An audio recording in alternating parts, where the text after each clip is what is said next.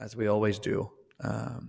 But what maybe would be nice, because I've just checked out your LinkedIn one more time, because I mean, we've been chatting for almost 1 year, and I was just Yep. checking your LinkedIn real quick on how long you've been in this space, because I remember when we were in Dallas, felt like you were the homecoming king a little bit, and everybody knew who you were. So why don't you give us Love that. a big background story on who you are, and then we can dive in from there, and Yeah. tell us a bit of where you've been and what you've done. Yeah, absolutely. So I think I've been in the space, I say 17 years, but then I never stopped to count. And other people just estimate 15 plus, I don't know. But pretty Good much as enough. far back as I can remember, I've been in contingent labor. And it's like most stories. I don't think anyone goes to college and says, I want to be in contingent labor. Perhaps now they do. But back then, for me at least, I was interviewing for a job and the lady flipped the script on me. She's like, you don't want to work here. I was like, wait, is this one of those reverse psychology kind of things? Like, do I need to sell her on why I need this job? And she went on to say, no, you should work with me. So obviously I must have impressed the lady. And so sure enough, I ended up working for Ronstadt right out of college. So I managed an on-site program. So it was early stage MSP back then. Went on to manage several other managed service programs for Oracle, for Merck, and then went into independent contractor management for a decade after that before starting my own thing last year. And when you started, I'm just reading real quick, but when you started going into contingent labor, was that the 2011 one when you went to MBO? Yeah, in 2011, I joined MBO Partners. At that point in time, I was a project manager. So I was Yeah. implementing programs, so large scale independent worker management programs. Went on to lead that team later. So I was managing the entire implementation efforts at MBO. And then found myself picking and choosing which projects I worked on. One of those being a talent pool solution. We called it the MBO Marketplace. And so in 2013, 14, whatever year that was able to get into this direct sourcing space, even before it was called direct sourcing back then, which was awesome. So we built a marketplace, took it to market, and then started offering direct sourcing to our customers back then. So I know this podcast is about the future of work, but what did work look like then when you think of independent contractor, which is a big topic of what I'm gonna talk about in these podcasts because I think it's part of the future. But what did it look like back then, and what was the mind of the future of work at that time? Yeah, so I think 2011 was interesting because you still hadn't recovered from the 2008 recession. And so there Mm-hmm. was a heavy reliance on a contract workforce. I won't even say like an independent worker at that point. But at that point, companies were very reliant on independent workers or contract workers because there was still somewhat of a fear of engaging this large full-time workforce. And so Mm-hmm. one of the things I always talk about is that recessions are actually good for the contract workforce because it acts as a catalyst to bring more of that type of workforce into organizations.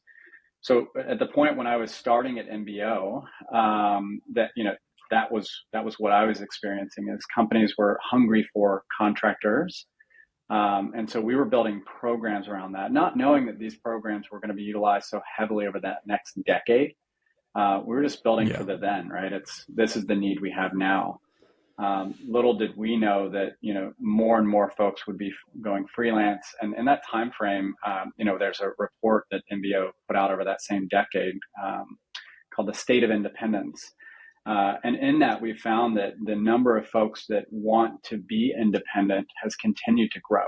Right, so year over year, those folks at one point were maybe forced to be contract workers, either stayed that way or kind of go in and out of being self-employed. But then there's others Yep. of us that looked at that and it's like, man, that's appealing. Those people have figured something out with contract work. And there'd be organizations that, you could work for 9 months and then take 3 months off, and that became the norm. And so full-time workers started to see this and kind of take note. And those that are drawn to that flexibility or the aspect of feeling like they're more in control of their career have started to make that leap over that time frame. And so I don't think we knew that we were building for what was coming necessarily, but now you've got these infrastructures in place, these rails, so to speak, that have enabled this chapter that's coming, this more direct to client, direct to talent chapter within contingent labor. So it's exciting. Yeah, and did you think back then it was going to be as big as it is today? I did not. No, back then I thought we were probably at the pinnacle of contract labor. We looked at it and we thought, how in the world did we end up in a career like this where everyone needs contractors?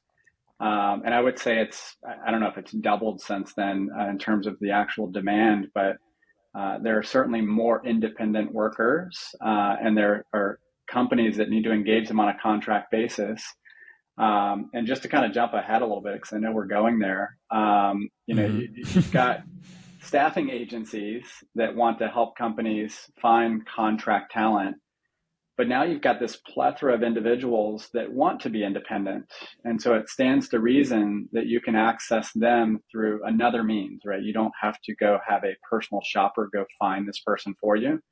They're able to be found, they're able to be categorized. And so I think the tools and services that are wrapping around that aspect of contingent labor now are fascinating, because the supply side and the talent side here is available now. And we've got to build solutions that support that model. And those traditional models that existed in 2011 and even before that certainly need to adapt, or they're going to be disrupted by what's coming. Yeah, and just to dive into that a little bit and to sum up, like back then you didn't expect it to be this big as it is today, but then yet talking about the future and fasting forward to today, predictions say that by 2027 there's going to be more freelancers than full-time employees in the world. That's just from the statistics that I've read. And then to think about the fact that with that is something great, because the purpose, I think, behind independent work and behind freelance is that the fact that people can find a work-life balance better and have better mental health. But it also comes with a lot of change management and a lot of adaptation to a new way of working for a lot of people that have been in this traditional way of working for a very long time. And since it's taking over the world so much and the future of work is going towards more and more freelance, undeniably, and as you said as well, with with recessions or problems in the economy, often the freelance and contractor world grows from it and increases. What do you think are going to be the biggest problems for? So, what do you think are going to be the biggest problems for companies that they have to adapt to with this change in the labor market for the coming years? Yeah, good question. I think the tools that they haven't really taken an assessment. And first of all, let's back up. I don't know that all of them have bought into the notion that there's going to be more freelancers or more self-employed people in the world than employees. Of course. That same stat was shared back in 2010, and back then the year was 2020.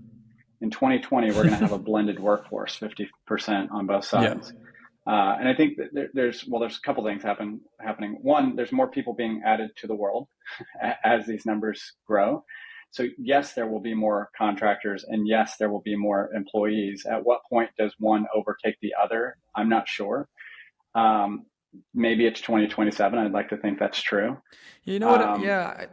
I think that's funny because obviously, well, what I've heard is also that we're going to, like, the world population is like decreasing over the coming years because, the baby boomers and a lot of generations getting older. And you also see in that new generation, like the Gen Zs, I think it was, right now at the Gen Z, there's more freelancers than full-timers in the Gen Z generation of the Gen Zs that are working. So I think that's the statistic that they're maybe using to show that percentage going up. And I'd love to see it go, but I do think there's still a lot to be done to have that happen. And I think, to have that happen, there's some things that have to change within organizations or processes. If not, it will be 50%. But even I think already today, there's a lot of adaptation needed to what we're currently experiencing. Yeah, agreed. So I run a community and we talk about things like this. Just a few weeks ago, we talked about contractor culture, right? A lot of companies think about, what does our culture look like for full-time employees? And it's almost an afterthought for contractors. What does the experience look like to onboard, to work here? Like what benefits, and I know that's a sensitive word because you don't want it to be perceived as employees, but what benefits do your contractors get with working with you as a client, right? Do you have faster payment terms and thinking along those lines? So I think things like that and starting to think through what do the contractors want in the same way that companies have thought for years, how can we be the company that employees choose? How can we be the client that contractors choose? And so starting to put some of those tools in place and just thinking from that perspective. So actually, if I boil it all down, it's a change of perspective. Like we've got to, if we agree with that number that yes, one day, however we get there, there's a truly blended workforce. And we're not that far off from that if you think about it. But if there's that blended workforce, what do we as an organization need to do to tap into that? And you could go as simple as today, a lot of the contractor programs are managed by procurement, and employee relationships or onboarding of employees is handled through HR, talent acquisition, a totally different department in some cases. So I think we've got to start thinking about talent holistically. Obviously, that jumps into the total talent management buzzword that everyone likes to throw out. But I think that is a necessity for organizations that are actually going to figure this out. They need to figure this out holistically and not as this is what we do with contractors, this is what we do with employees, and they're totally different. They're actually much more aligned than organizations think, and they've got to tap into that to truly be effective. Yeah, so that's kind of like the solution. The solution is it also a way of we're going to figure it out as we go on kind of thing? You see it as? I think we have to figure it out. So what you're going to see is organizations who don't figure it out, and this is going to happen to some very large organizations, right? They're the ones that you see that dig in their heels and say, "This is how it's always been. We're going to keep it, like I remember it," kind of thing. Change is inevitable, and I think you see this within boutique firms and some of these firms that are getting very agile around how they operate. And I think part of the reason companies access contract talent is for that agility, and they're able to be nimble enough to compete in much bigger ways. And so, yes, I think you'll see organizations embrace this simply because they have to. Some of them are going to realize that they're missing out on a significant talent pool, and they're going to figure it out.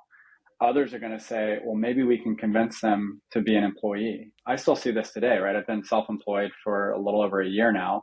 And the amount of companies I work with that say, well, why don't you just come work for us, right? Well, I don't want to. I know, I've chosen this. You've told me. I've chosen this work path. And I think companies have to figure out, okay, well, cool. If I want to work with that type of person, what does that look like? Versus trying to convert them to full-time employment. And again, I still think there will be those that are on the independent side that go in and out of self-employment, right? They'll be an employee 1 year and then they may, kind of keep their company up and running. But then there are others that say, no, this is a work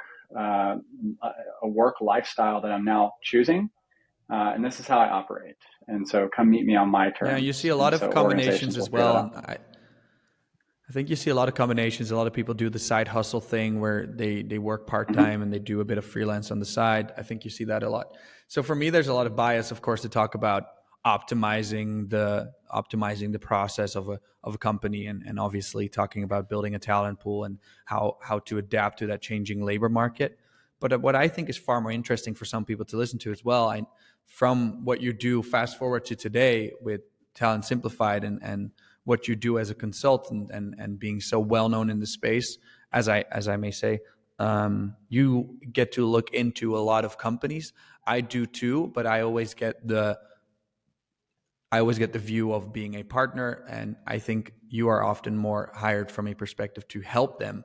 What do you most often see within companies that what is their biggest urgent problem that they once you get pulled in. So let's say you get pulled into a company. What is their biggest problem often that you see that happens Yeah. in the organization to Yeah. within this I topic? love that question, by the way. So I'll plug Direct Collective for just a moment. So I get a front row seat through Direct Collective. It's a peer-to-peer community. And it's Yeah. all for the program side. So this is the clients, right, that we would all service in the world. And through that front row seat, what I've learned is that most of the solutions we sell are actually solutions we created, right? We dreamt this up. We're like, man, I'm going to solve it this way. And then we bring our solution to these companies and try to sell it to them. And there's some really good salespeople out there that can understand the client's problem and make it seem as though the solution you're bringing completely solves what they're looking for. And I say all that to say the number one challenge I see is a misalignment between the solutions that the clients have selected and then the true problem that they're trying to solve. So it's that square peg, round hole kind of thing. That continues to happen. And I think it's because we have really good salespeople in the industry, right? And there's relationships and things that certainly perpetuate that. But there's a misalignment between the solution and the problem. And I think we've got to stop and listen to the actual problems that these companies face and then build solutions around those problems.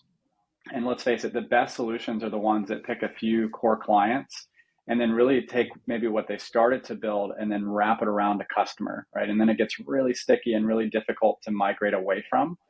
So I think holistically, just understanding what are some of the challenges that these companies face, and the main one I would say is just the ability to manage the entire workflow. So today it's so segmented, it's so fragmented, and you've got Yeah, several different exactly.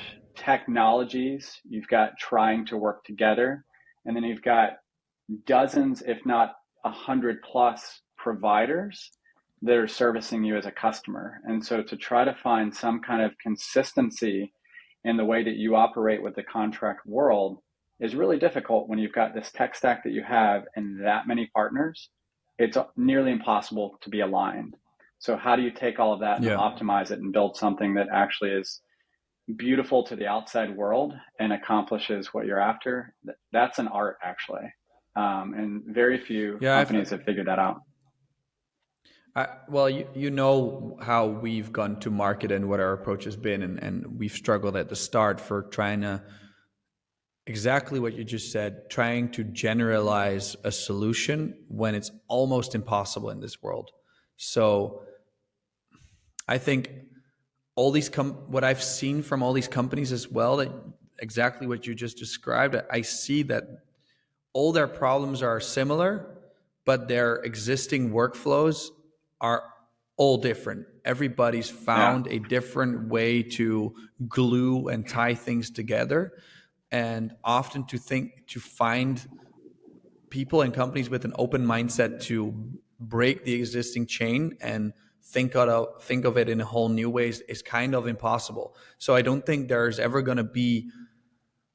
I think it's going to be really hard for just one system to dominate the market when it comes to optimizing the workflow and the process of contingent workforce or your entire workforce, and to optimize the whole chain of hiring and retaining that workforce and the talent pool and so I believe there has to be somewhat customization for any bigger company or larger company that wants to optimize. Then yet there are also some companies that might just need the change management where the problem could be generalized. What's your thoughts on when you look at solutions nowadays? What is the ultimate solution? Could it be generalized in one system, or do you reckon it's what I just described, where you have to like kind of adapt?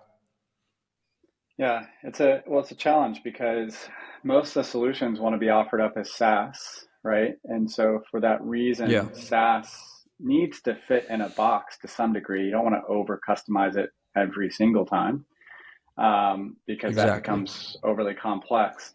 So I think, but that is the delta is as you stated quite well, organizations actually need that customization. They need it to wrap around their process. So I think what we really need is SaaS that is customizable from a workflow perspective, right? So it really needs to come in and understand the customer's workflow. Like a system that has its own workflow is great if your customer can adapt to that. Oftentimes they already have their own workflow.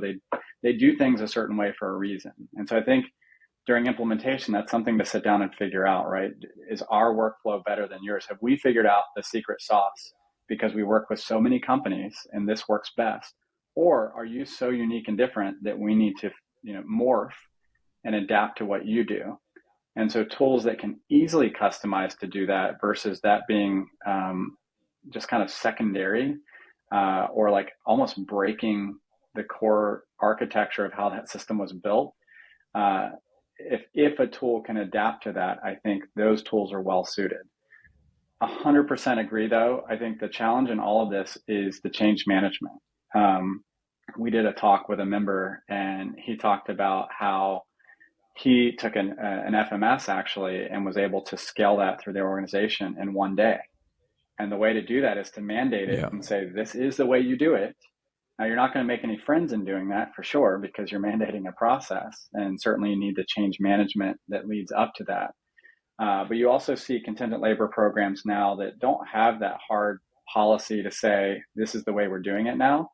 And so they struggle to get going and moving in that direction. And you have exceptions across the board and different ways they're managing different populations. So if you don't have consistency, I've been really struggling with that.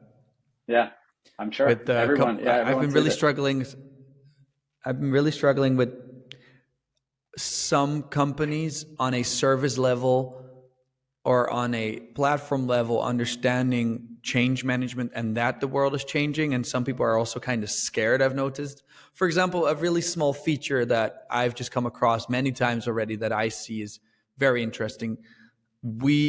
For example, just how I see a solution from a perspective of future, as in we have a feature where you can parse the CV, turn it into a live profile where the profile could be edited and the profile has data fields in there that makes it searchable and that makes it matchable.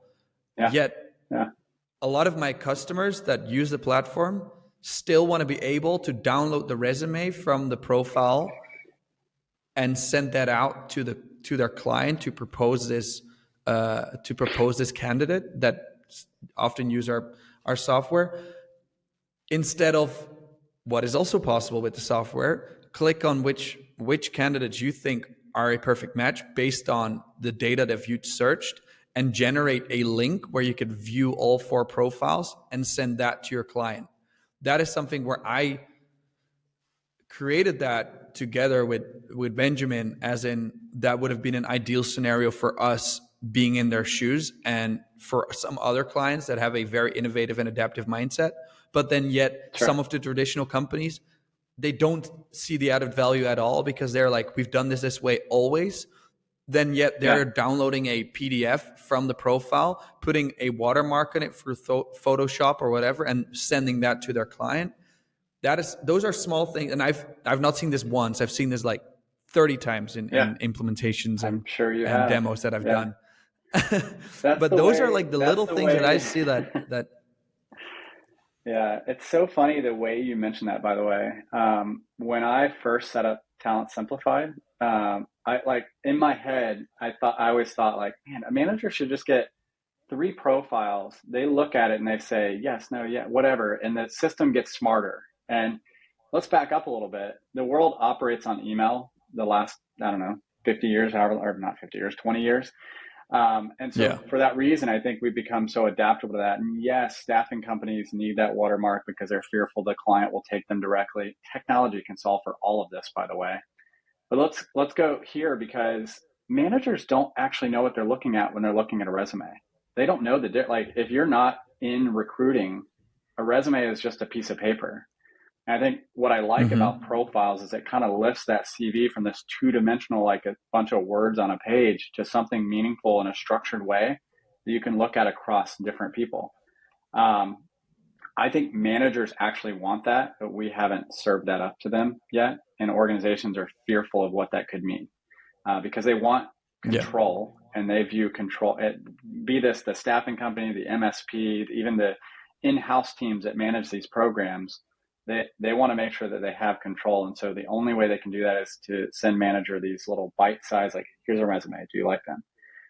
Because once it goes digital, it's very hard to control. And I think there's a fear there. Mm-hmm. But make no mistake, digitization to this space is already coming. And that will be the wave of the future. I think staffing companies are going to figure that out as well. There are plenty of products out there that takes that old school resume and turns it into something else. And that started with LinkedIn, right? That started with LinkedIn in 07, 08. Yeah, for sure. Resumes are actually dead. We just haven't figured it out yet. Yeah, what's the alternative? I completely agree. I mean, we've seen so many channels that per category use different channels to show themselves and show their work, Sure. show their previous work, and definitely to like come together with everything, like definitely with the changing labor market into a more contingent labor market. The workflow is changing, the features are changing, the way new generations work, the way they adapt to technology is different. I think there's a lot happening in this space that in the future, and the way we work in the future, that is gonna forever change. And I feel like in 10 years from now, there's gonna be a way of working that we cannot even think of maybe right now. But as it is in the short term, I believe a lot is to be done in the workflow and the processes and the optimization of that, because and the mindset, I think what you said as well, somewhere in the middle, it's all about perspective. I think the perspective of, whoa, it's already happening, we are already behind, we have to change our perspective, we have to kind of change the perspective on how we hire, what do we look at, what is important, and how do we onboard these people, and how do we manage these people, and how do we retain these people, and adapt to technology that understands that. And maybe the future is that companies kind of have to adapt themselves to the changing technology. You've seen that more often, where eventually we have to give in to technology that kind of has like stands with what it's doing and doesn't change too much. So I'm not sure who's going to be the winner in that. Is it the company that changes, or is it the softwares that adapt to the existing companies? But it's definitely an interesting question. I see a lot of software companies meeting the client where they are with hopes of taking them where they want to take them, right? So it's all a matter of how soon do you need revenue? And there's some ideas that are 10 years out. And if you need revenue during that 10 years, you probably need to meet the client where they are so that you can create some meaningful revenue. Otherwise, your company is not going to be around in 10 years to see the mission push forward. But I think what happens in that is that some of these companies get lost in operating for revenue alone. And so in meeting the company where they are, they don't get to bring them to where they want them to be. And that's been the challenge by and large, is we all need to create revenue for our businesses. And so you meet the business where you can make the revenue. But then there are futurists out there that definitely see where this is going, right? There are private equity companies and investors that get it, and they're investing in the future because they know what's coming. Yep. I don't know. It's an exciting time when you think about the fact that, we're put here on earth and most of our time is spent working, or a lot of it is spent working, right? From 25 to 65, right? We should get it right. And we should get it right for the next generation, right? I want my kids to have a world where they can easily onboard and go do whatever they want to do. And the idea that my son doesn't have to work a 9 to 5 is interesting, because when I grew up, that's what I saw, right? My parents both just worked 9 to 5. And so you assume, well, that's what I go do. But my kid sees me, I work at any hour of the day. And so he's getting a totally different perspective. And so to your point, we look at Gen Z and like, sure, are more of them going to be freelancers? Absolutely. And is our baby boomers going to retire and no longer be working? Absolutely. But then there's another generation coming up that's seeing all of this unfold. And who knows what that perpetuates, right? Like, what does that look like now?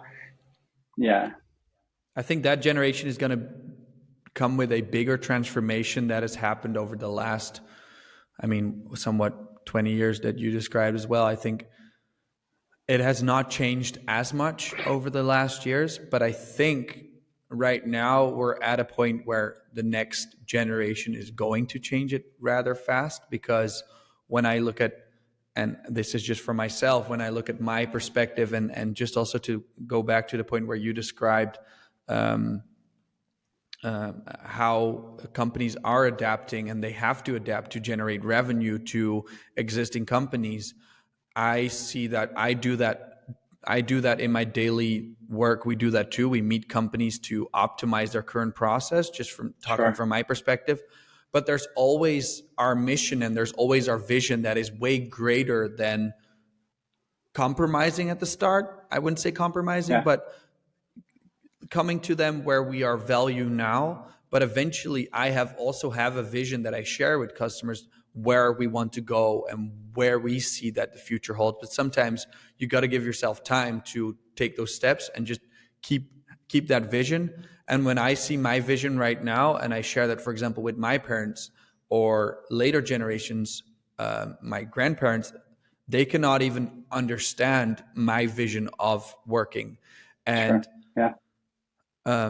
and that's not because I'm greater or whatever. It's just that I have a certain vision that maybe is just my generation. That, and I when I talk with people around me that are similar age as mine, I see that they understand that vision way more. And I don't know, I'm not sure if it's because we've been born into technology. I still played outside. I was still a kid that played outside and didn't have a Sure. phone yet. But Yeah. I think from somewhat 12 years old, I had a phone and I had access to the internet, and I had access to a database named Google that gave us information, and we could look anything up and do anything. And I am that Google generation kind of kid that would look anything up to solve something. And I think that already changes the leaders of tomorrow of what kids might be seeing today. 100% agree with all of that. And what you just said actually reminds me, I mean, it's on demand, right? You had on demand access to information. My kid does it now with Alexa. If he Exactly. wants to know something, he actually doesn't ask me anymore. He goes and asks Alexa because he knows Alexa is Crazy. connected to the internet and she can give him information on demand. And then, like, boil that down to talent, right? Shouldn't talent be on demand too? Like, I know we believe in that, right? Because Yep. we're in that space. Yeah, for sure. But everything should be on demand now. I don't wait through commercials to watch what I want to watch. I go to Netflix and I pick it. And I think people Yep. expect that in work, or they will come to expect that more and more in work. And I think that's why this whole notion of direct to talent or direct to client and what's coming in work is really just following what's happening in society, right? And we think work is so different. It's not that different. It just hasn't adapted as quickly because it hasn't had this newer generation influencing it just yet. And so the more and more this new generation influences it and it's the way they work, we'll see things change. I 100% agree. Like, on demand talent, owning your own talent pool, having the system, the right processes in place, and also decentralizing the on demand supply of talent and working directly is something that's going to grow very big, and that you see right now in other sectors in the world. I believe, and we at Bubty always say this, flexibility right now is your biggest competitive advantage. And also flexibility comes out in a way where you have access to talent within your own decentralized environment. And I think that wraps up kind of what everything that we just said over the last 35 minutes kind of comes to that adaptation, change, and future that is coming and is closer than we maybe think. It is coming, and it's probably already here. I think we're just kind of filling out the moment in time that we're in, and things will continue to change, like we said. But it's an exciting time to watch it unfold, and certainly to be a part of influencing it. But thank you for having me on today, Lee. This was a fun chat, Yeah, something that thank you, certainly I'm Dustin, passionate about. for sure. I feel like we've not even come to whatever there's still to talk about. I think there's so much topics that we can zoom into one day. I hope to Yeah. have you back one time on this podcast. I'm very happy for you to be my official first guest on this, and I hope one to many, and talk to you very soon. Thanks for being on this podcast, and yeah, see you soon. Thanks again.